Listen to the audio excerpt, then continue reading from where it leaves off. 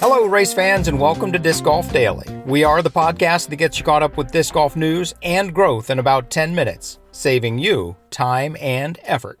If you want to dive deeper into any story, links are in the show notes. Today, we talk about PDGA growth and the Pro Tour standings. But first, the news.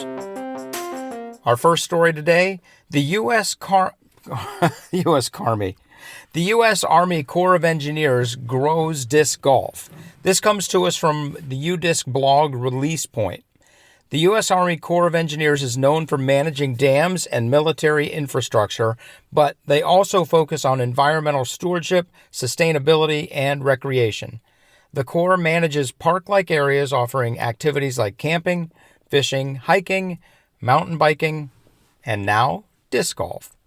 Recognizing the potential for disc golf, they've installed courses nationwide to attract more visitors. Why are Army Corps of Engineers sites perfect for disc golf? They feature stunning views, water, elevation changes, and diverse terrains ideal for disc golf, along with amenities like parking and restrooms. Super important. The Kookenoosa Disc Golf Course in Montana's Soos Gulch, my apologies on pronunciation, might be Souse, but I doubt it, offers a scenic, challenging hike without crowds. Scott Graham, a park ranger at Raystown Lake in Pennsylvania, notes that while the Army Corps of Engineers is a federal agency, it has unique missions per site. Their properties combine natural beauty, infrastructure, and dedicated rangers focused on recreation. In 2008, Kyle Brookard, a natural resources manager with the Corps, aimed to attract new visitors to Perry Lake Project in Kansas. Despite not being a disc golfer, he saw the potential our sport had for their park. Brookard found that Perry Lake's cool topography and mature timber made it perfect for disc golf. With approval from his supervisor, he dedicated personal countless hours to prepare the property, focusing on environmental stewardship by selectively clearing dead trees and brush. Collaborating with a local club, Brookard designed the Longview Disc Golf Course, which features multiple baskets per hole to cater to different skill levels. After transferring to Clinton Lake, Brookard quickly installed Bloomington Disc Golf Course. The popularity of both courses is evident in UDisc's play summaries. One thing that sets disc golf apart from many other recreational activities is the wide variety of landscapes in which we can play. Popular disc golf courses have been built on Christmas tree farms, ski slopes, breweries, even in abandoned towns. We can play anywhere. Brookard says, quote, "The variability of disc golf was really appealing. It could provide a new outlet for existing campers, is accessible to a wide age range, and will hopefully draw in a new demographic of visitors as well." And he means visitors to the Army Corps lands. Every U.S. Army Corps of Engineers project has different priorities. No single approach is optimal at every site, but at each site there is an optimal approach. As with any community-based project, it is essential to meet and talk with the right people. The most important contacts to make and impress are the Army Corps of Engineers Properties Recreation Manager. That is the person you should ask for. If your local Army Corps of Engineers project site is agreeable to a course, funding is often the biggest secondary hurdle, but also something that the Army Corps of Engineers can frequently help with. Quote, "Handshake partnerships" is good verbiage for clubs and builders to use when they approach a lead ranger or project manager. Quote, This past year, 6 out of 8 applicants were provided, quote, "handshake funding." We are trying to educate and encourage more sites and users to apply for handshake funding. It is a huge jumping off point to get a project started. Find out what the mission of your local U.S. Army Corps is and see how disc golf can fit into that mission. They may be able to give your local group of disc golfers some starting money to get a course in the ground. Building more courses is the easiest way to grow the sport at the grassroots level. Thank you, UDisc and Release Point, for giving us another outlet in which to build courses. Our number 2 news story, disc golf, the perfect spur-of-the-moment sport. This comes to us from Green Splatter. They've got a really fun article with yet another reason disc golf beats our older brother traditional golf. They don't take it that far, but it would definitely happen, And being able to take a couple hours out of your day, pretty much any day, and go play makes disc golf so much better than ball golf.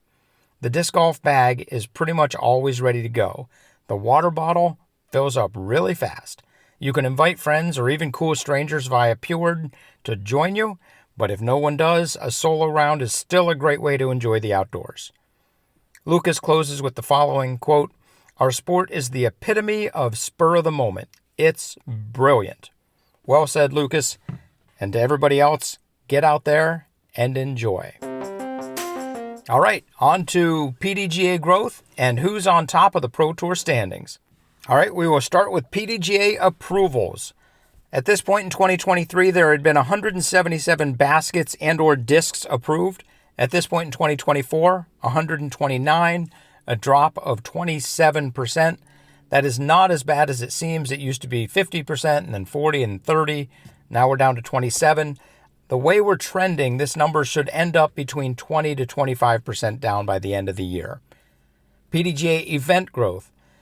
At this point in 2023, we'd had 5,895 tournaments.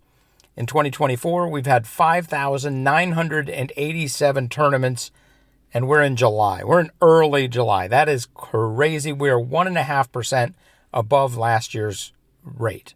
However, the number of PDGA rounds played this year has actually fallen off by about 8%, even with the more tournaments. So overall, bad news for attendance at PDGA events. And PDGA membership so far, this number keeps slipping. I'm afraid we might end up about 5% below flat from last year. We are headed towards 131,276 members at the end of the year, which would represent a 4.18% drop in overall membership of the PDGA. Where is that happening? It is happening primarily in estimated member retention. Our goal would be 83.5%. We are trending just below 80%, and that is where we are losing most of our PDGA membership, and why the PDGA is currently doing a COVID reset. All right, now let's talk about Pro Tour standings. Gannon Buhr remains on top heading into the European swing. He's at 940. Ricky Wysocki is at 840. Anthony Barella, with the win at Des Moines, jumps up to third. He is at 826, a full point ahead of Nicholas Antala, who is at 825. Calvin Heimberg, 767, followed by Kyle Klein, Ezra Robinson, Matt Oram, Gavin Rathbun, and Isaac Robinson. And those are your top 10 men in the Pro Tour standings. Jumping over to the women's side, we all know how close this has been. It maintains that closeness, if that's a word. Missy Gannon, 1047. Owen Scoggins, 1043. Holland Hanley, 1028. Evelina Salonen, 1025. Ella Hansen, 852. Those top four are basically neck and neck. Natalie Ryan, Kristen Tatar, Rebecca Cox, Henna Blomroos, and Heidi Lina round out the top 10. That does it for us today. We hope you have a great day. If you have any thoughts, news, or opinions, shoot us an email, discgolfdaily@aol.com. Have fun, throw them straight, and hit the thin gap.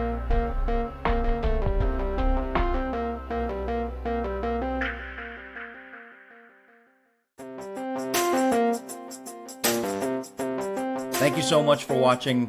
Please like, subscribe, comment, and share. It really does help us grow.